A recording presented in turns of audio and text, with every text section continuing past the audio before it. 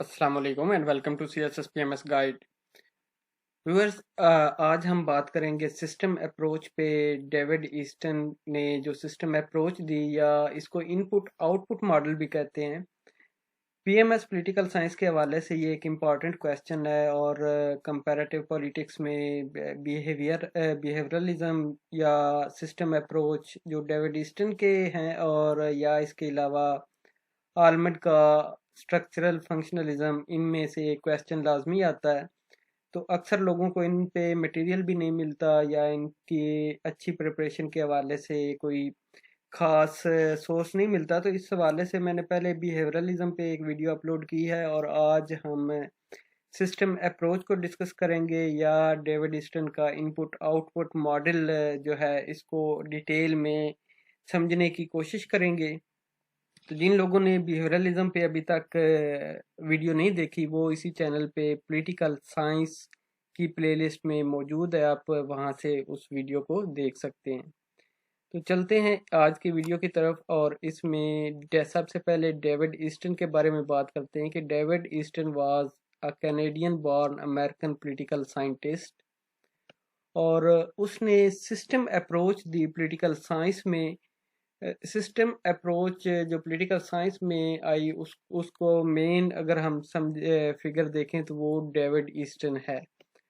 और David Easton was forefront of both behaviouralist और post behaviouralist revolutions जो थी पॉलिटिकल साइंस में 1950s या 1970s में, उसका फोर फ्रंट एक फिगर था डेविड ईस्टन। बिहेवियरलिस्ट के बारे में हमने पिछली वीडियो में डिटेल से बात की है, और पोस्ट बिहेवियरलिस्ट का भी थोड़ा सा ओवरव्यू दिया है कि वो क्या चीज़ थी। तो इसके बाद अगर डेविड ईस्टन के वर्क्स को देखें तो उसने पॉलिटिकल सिस्टम लिखी, दी पॉलिटिकल सिस्टम 1953 में, और ए फ्रेमवर्क फॉर पॉलिटिकल एनालिसिस 1956 में आई। फिर system analysis of political life 1965 में आई, और the analysis of political structure 1990 में पब्लिश हुई। ये कुछ की वर्क्स हैं डेविड ईस्टन के। और अब हम समझ लेते हैं कि सिस्टम अप्रोच क्या है।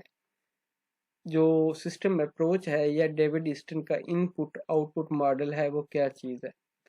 डेविड ईस्टन का जो वर्क था द पॉलिटिकल सिस्टम 1953 में पब्लिश हुआ था, उसमें ईस्टन ने सिस्टम अप्रोच डेवलप की। ईस्टन ने आर्ग्यू किया कि कोई भी जो पर्टिकुलर सिस्टम होता है उसमें सब सिस्टम्स होते हैं, और ये जो भी सिस्टम सब सिस्टम्स होते हैं ये इंटरडिपेंडेंट होते हैं, और इनकी बाउंड्रीज भी होती है। They also have boundaries, they are interdependent. यानी जितने भी सिस्टम या सब सिस्टम चल रहे होते हैं इस पॉलिटिकल सिस्टम में, एक सिस्टम होता है, इसके सब सिस्टम्स होते हैं, वो इंटरडिपेंडेंट होते हैं और उनकी बाउंड्रीज होती हैं। डेविड ईस्टन ने आर्ग्यू किया कि political system is a process to change inputs into outputs. यानी पॉलिटिकल सिस्टम एक प्रोसेस है जो इनपुट्स को आउटपुट्स में चेंज करता है, इनपुट्स को आउटपुट्स में कन्वर्ट करता है। अब ये इनपुट्स क्या हैं, आउटपुट्स क्या हैं, ये हम आगे चल के देख लेते हैं डिटेल में। और साथ में डेविड ईस्टन कहता है कि जो एक पॉलिटिकल सिस्टम है वो कंटिन्यूसली वर्क करता है, रुकता नहीं है। यानी ये जो इनपुट आउटपुट सिस्टम है, ये प्रोसेस चलता रहता है। इनपुट से आउटपुट बनती हैं, वो आउटपुट्स वापस आके इनपुट्स बनती है और फिर आउटपुट्स निकलती हैं। तो ये सिस्टम चलता रहता है, कंटिन्यूसली वर्क करता है। इसी वजह से इस जो सिस्टम अप्रोच है ईस्टर्न की, इसको flow model of political system भी कहते हैं। अब पॉलिटिकल सिस्टम अप्रोच जो है, इसमें कुछ की वर्ड्स जो हैं उनको हम देख लेते हैं कि क्या क्या है। सबसे पहले पॉलिटिकल है, फिर सिस्टम है, फिर अप्रोच है, कि इन वर्ड्स से क्या मुराद है, इन वर्ड्स का हम क्या मतलब लेते हैं। तो पॉलिटिकल से मतलब है, political means relating to the way power is achieved and used in a country और सोसाइटी। के पॉलिटिकल का मतलब है कि वो वेज जिससे पावर को अचीव किया जाता है या यूज किया जाता है किसी कंट्री में, किसी सोसाइटी में, उसको हम पॉलिटिकल कहते हैं। और सिस्टम क्या है, system means A set of elements और पार्ट्स, सेट ऑफ एलिमेंट्स और पार्ट्स फंक्शनल और मटेरियल, यानी वो एलिमेंट्स या पार्ट्स फंक्शनल भी हो सकते हैं या मटेरियल भी हो सकते हैं, और बोथ या दोनों हो सकते हैं, which are interrelated, interdependent and interacted. वो इंटर रिलेटेड होते हैं, इंटरडिपेंडेंट होते हैं और इंटरेक्ट करते हैं एक दूसरे के साथ, तो वो सिस्टम बन जाता है। जिस तरह आप लेते हैं, हमारा हमने बिहेवियरलिस्ट में डिस्कस किया था कि वो एम्पिरिकल स्टडी की तरफ जाता है, और इसका मेन जो एम्पिरिसिज्म है वो बायो से अगर लें तो जिस तरह इंसानी जिस्म में मुख्तलिफ सिस्टम काम कर रहे हैं, आप देखते हैं अगर हम अपना कोई ब्लड सर्कुलेटरी सिस्टम ले लें, रेस्पिरेटरी सिस्टम ले लें या डाइजेस्टिव सिस्टम ले लें, तो उसमें मुख्तलिफ आगे ऑर्गन्स हैं जो काम कर रहे होते हैं, मुख्तलिफ किस्म के काम कर रहे होते हैं, तो वो इंटर रिलेटेड होते हैं, इंटरडिपेंडेंट होते हैं और इंटरेक्ट कर रहे होते हैं। तो यही इसी तरह कहते हैं कि जो कोई भी सिस्टम है वो मुख्तलिफ एलिमेंट्स या पार्ट्स होते हैं, उसमें फंक्शनल या मटेरियल हो सकते हैं, और वो इंटर रिलेटेड होते हैं, इंटरडिपेंडेंट होते हैं या इंटरेक्टेड होते हैं। और अप्रोच क्या है? Approach is a method of doing something in dealing with the problem, यानी जो मेथड हम यूज करते हैं किसी भी प्रॉब्लम को डील करने के लिए, वो अप्रोच होती है उस प्रॉब्लम से रिलेटेड। तो पॉलिटिकल सिस्टम अप्रोच ये है कि जो पॉलिटिकल जो पावर है, पावर लेनी, पावर को अचीव करना, यूज करना, उसको उस पावर के जरिए, उस पावर को जिन हम मुख्तलिफ एलिमेंट से, पार्ट से या मुख्तलिफ सिस्टम्स के जरिए उस पावर को अचीव करते हैं, और उसके लिए जो मेथड यूज करते हैं, वो हमारी एक पॉलिटिकल सिस्टम अप्रोच बन जाती है।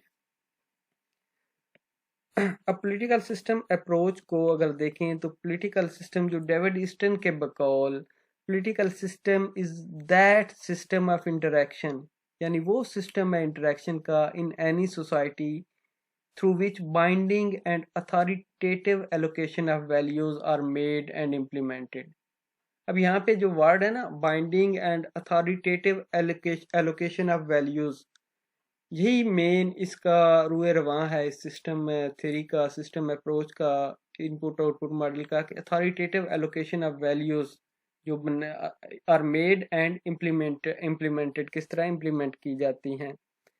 अब इसको मजीद देखें तो पॉलिटिकल सिस्टम, डेविड ईस्टन कहता है कि पॉलिटिकल सिस्टम दूसरे सिस्टम से मुख्तलिफ है, is distinct from all other system, जितने भी दूसरे सिस्टम है उनसे डिस्टिंक्ट है, because it is concern with, ये किससे कंसर्न है? वही चीज जो हमने पहले डिस्कस की है कि it is concern with authoritative allocation of values in society. Political system दूसरे सिस्टम से मुख्तलिफ है because it is concerned with authoritative allocation of values in any society। अब ये authoritative क्या है, allocation क्या है, values क्या है? अगर इनको हम simplest way में देखें तो values होते हैं resources, और allocation क्या है, distribution, यानी resources की distribution, और authoritative वो है जो decisions backed by authority and force, कि ऐसे डिसीजन जिनके पीछे कोई अथॉरिटी हो और वो उसको एनफोर्स कर सके। तो ये अथॉरिटेटिव एलोकेशन ऑफ वैल्यूज, यानी जो वैल्यूज की डिस्ट्रीब्यूशन है, रिसोर्सेज की डिस्ट्रीब्यूशन है, उसके पीछे कोई अथॉरिटी मौजूद हो और वो उसको थ्रू फोर्स इम्प्लीमेंट कर सके, अप्लाई कर सके, उसकी इन्फोर्समेंट कर सके, तो ये हो जाता है अथॉरिटेटिव एलोकेशन ऑफ वैल्यूज। और यही है जो पॉलिटिकल सिस्टम अप्रोच है डेविड ईस्टन की। अब इस अप्रोच को हम देख लेते हैं, ईस्टन का जो मॉडल है उसकी एक फ्लो चार्ट से, फ्लो डायग्राम से, कि डेविड ईस्टन कहता है कि एक सिस्टम होता है जिसमें इनपुट्स होते हैं और इनपुट्स जाते हैं पॉलिटिकल सिस्टम में, और पॉलिटिकल सिस्टम से वो आउटपुट्स की शक्ल में निकलते हैं। तो ये जो इनपुट्स हैं ये पॉलिटिकल सिस्टम में जब जाएंगे, पॉलिटिकल सिस्टम को डेविड ईस्टन एक ब्लैक बॉक्स से ज़ाहिर करता है, जो गवर्नमेंट बॉक्स होता है। इस तरह ब्लैक बॉक्स में चीज़ें जाती हैं, तो ये इनपुट्स जाती हैं और आगे आउटपुट्स निकलती हैं। तो डेविड ईस्टन कहता है कि इनपुट्स या तो डिमांड्स की शक्ल में हो सकती हैं या सपोर्ट्स की शक्ल में हो सकती हैं, जो कि एक पॉलिटिकल सिस्टम में जाती हैं। और अब इन डिमांड्स जो पॉलिटिकल सिस्टम में जा रही हैं, जो इनपुट्स जा रही हैं पॉलिटिकल सिस्टम में, जिन्होंने आगे जाके आउटपुट बनना है। डेविड ईस्टन कहता है कि यहाँ पे इन डिमांड्स को सेंसर करने के लिए, इनको देखने के लिए कि कौन सी डिमांड्स आगे जानी चाहिए, कौन सी डिमांड पॉलिटिकल सिस्टम में ना जाए, उसके लिए कुछ गेट कीपर्स मौजूद होते हैं यहाँ पे। ये गेट कीपर्स जो अनवांटेड डिमांड्स हैं उनको पॉलिटिकल सिस्टम में जाने नहीं देते, उनको यहाँ पे सेंसर करते हैं, यहाँ पे एक रेगुलेटरी मैकेनिज्म के तौर पर यूज होते हैं और अनवांटेड डिमांड्स को पॉलिटिकल सिस्टम में नहीं जाने देते।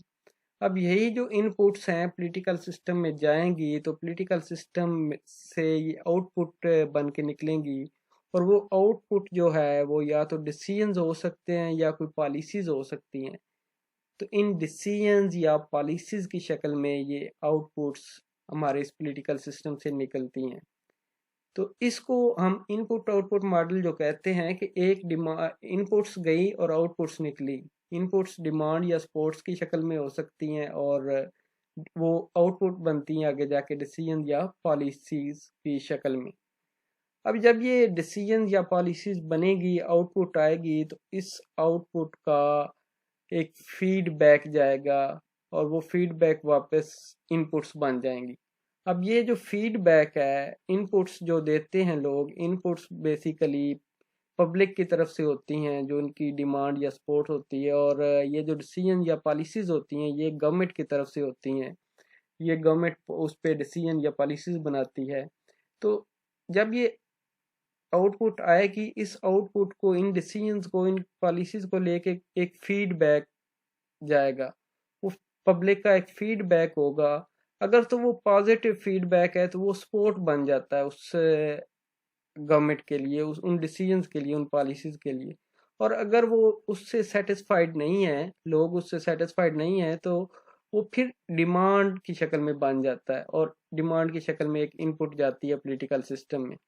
तो डेविड ईस्टन कहता है कि ये प्रोसेस चलता रहता है, इनपुट्स जाती हैं, आउटपुट्स बनती हैं, फिर फीडबैक उसका जब बनता है, वो फीडबैक आता है, तो फीडबैक की शक्ल में न्यू डिमांड्स या उनमें कुछ मॉडिफिकेशन चाहिए हो, या वो दोबारा से डिमांड पॉलिटिकल सिस्टम में जाती है, फिर कोई डिसीजन या पॉलिसीज आती हैं, और ये प्रोसेस चलता रहता है, ये रुकता नहीं है, it is a continuous process.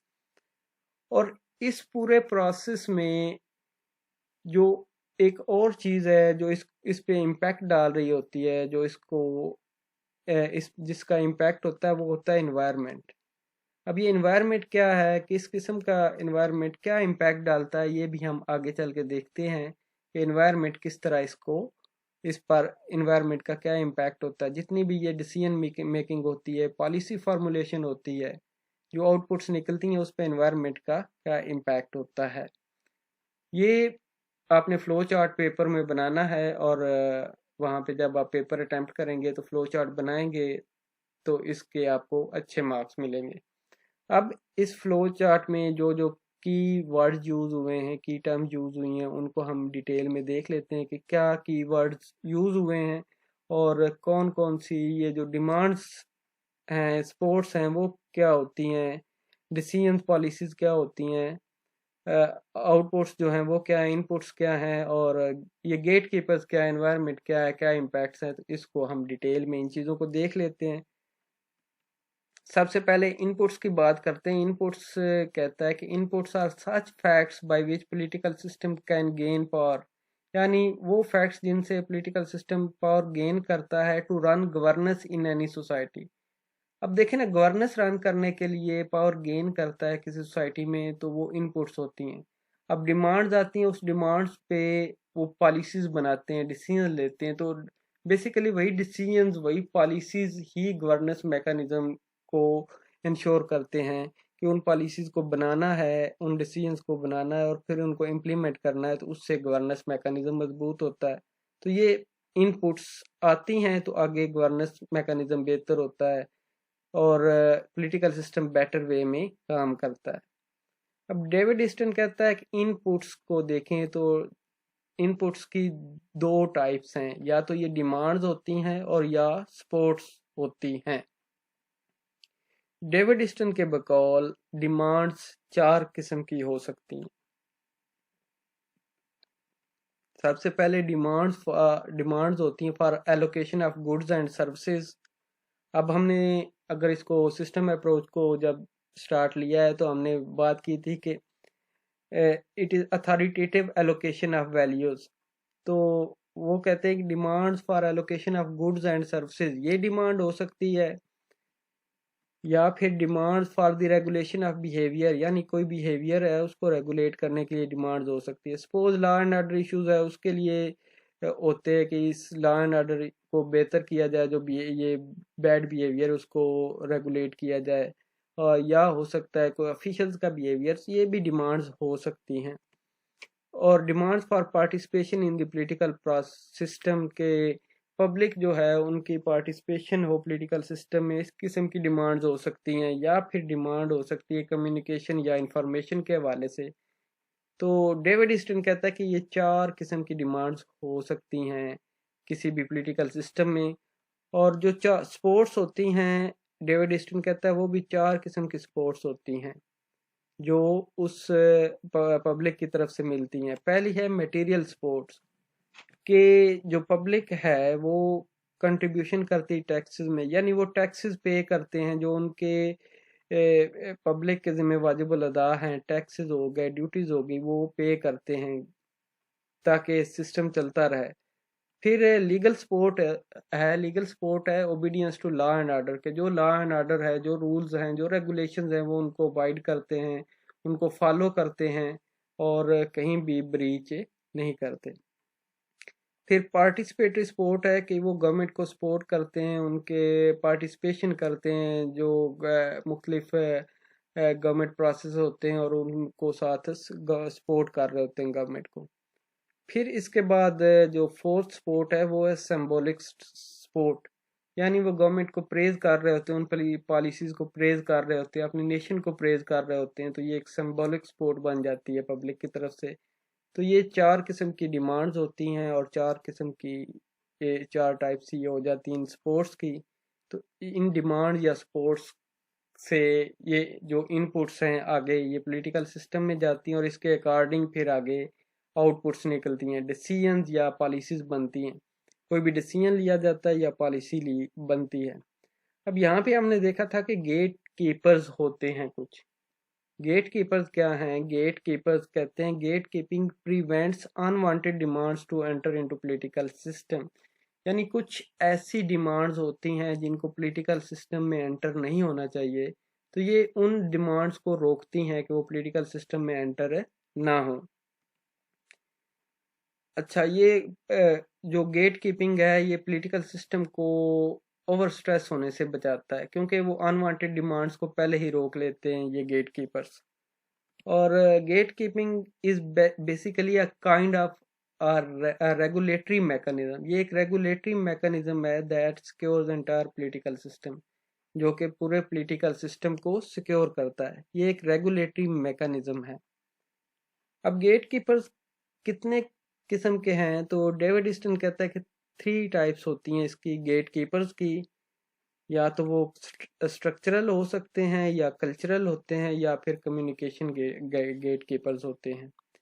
Structural से हम मुराद लेते हैं जो इंस्टीट्यूशंस होते हैं ये, और ये स्ट्रक्चर इंशाल्लाह हम नेक्स्ट लेक्चर जो होगा इस पे आलमंड का स्ट्रक्चरल फंक्शनलिज्म पे, उस पे मज़ीद इसको इन डिटेल भी डिस्कस करेंगे।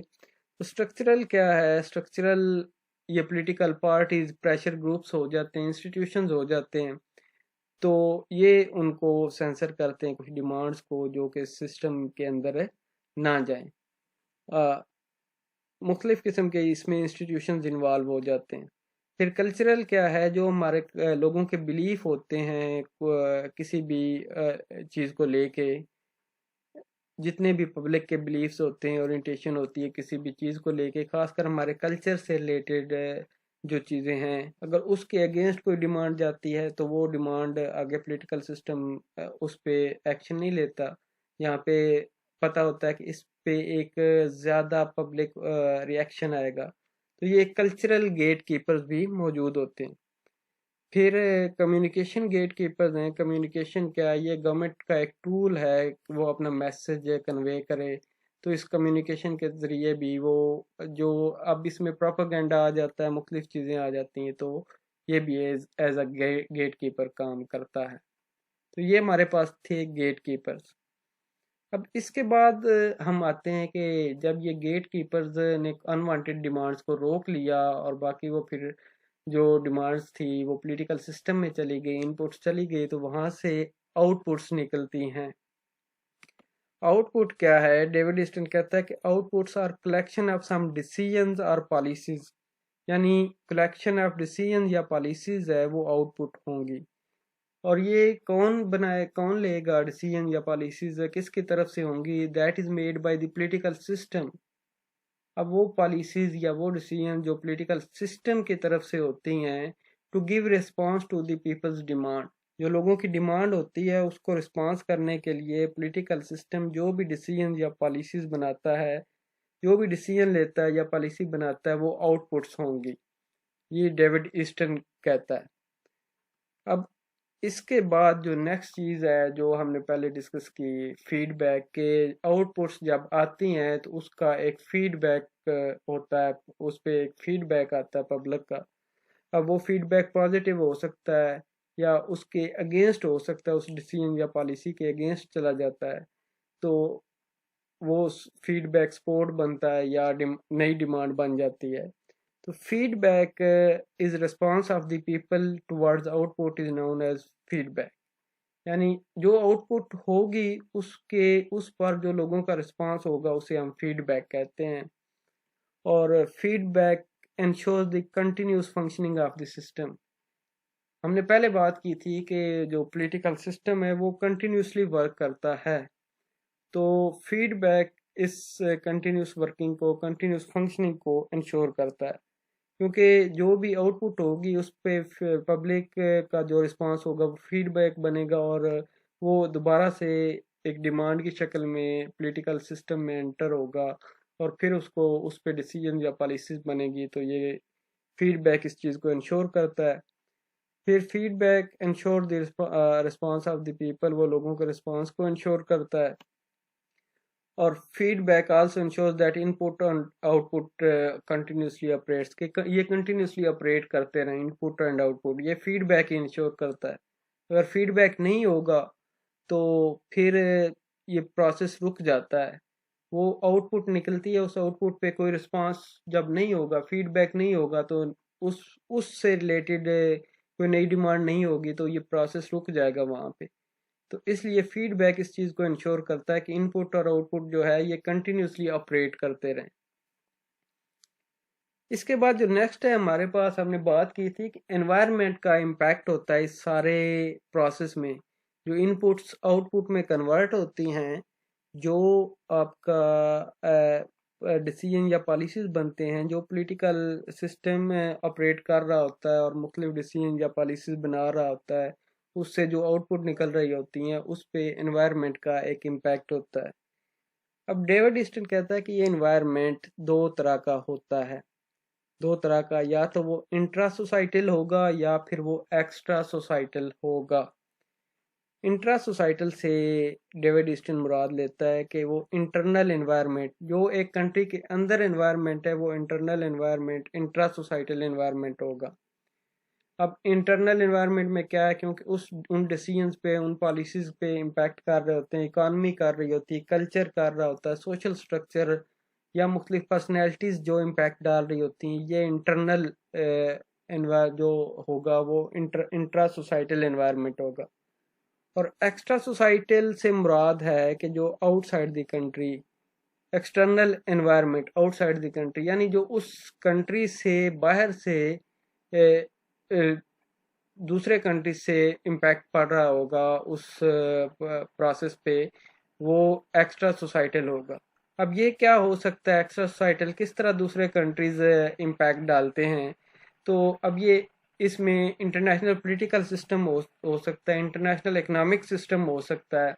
अब अगर पाकिस्तान के हवाले से आप देखें तो जिस तरह अभी पाकिस्तान में अगर कोई भी पॉलिसी बनती है, जिस तरह फाइनेंस को लेके, तो उस पर आईएमएफ का एक गहरा इम्पैक्ट होता है, तो इंटरनेशनल जो इंस्टीट्यूशंस है उनका इम्पैक्ट हो सकता है।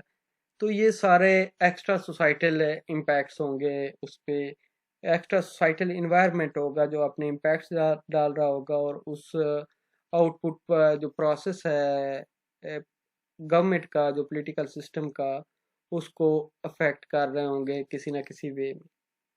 तो ये इन्वायरमेंट था, और यही हमारा टॉपिक था, डेविड ईस्टन की सिस्टम अप्रोच।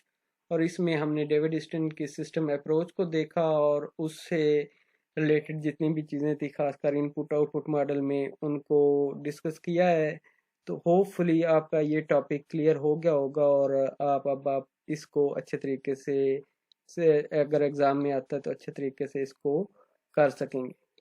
मज़ीद आपका अगर कोई क्वेश्चन हो इससे रिलेटेड तो आप कमेंट बॉक्स में कमेंट कर सकते हैं। तो ये थी आज की वीडियो। होपफुली आपको वीडियो पसंद आएगी। मिलते हैं नई वीडियो के साथ, तब तक के लिए अल्लाह हाफिज़ and thank you for watching the video.